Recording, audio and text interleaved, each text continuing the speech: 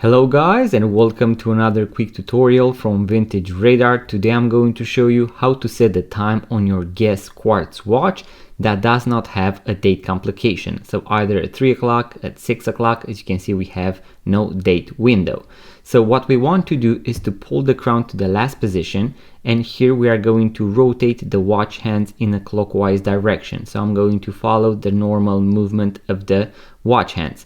Now let's presume I want to make it 6:45. So as you can see here we have 6, then I'm going to go at 45 right here, and in order to finalize the process we are going to push the crown all the way back in, and we are done.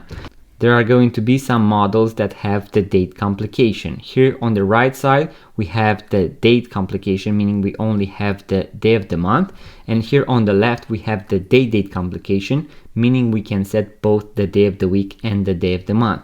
In case you have any of these two models or variants to your quartz movement, make sure to check the links in the description box below, because these tutorials are going to be a little bit different and you have to follow some different principles when you want to set the date so that we protect the movement and not damage it.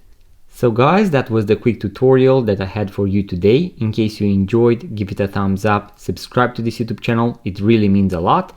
And if you are interested in watches, vintage watches, watch tutorials, make sure to stick along because I'm pretty sure you are going to love it here. I'm going to see you guys on the next video.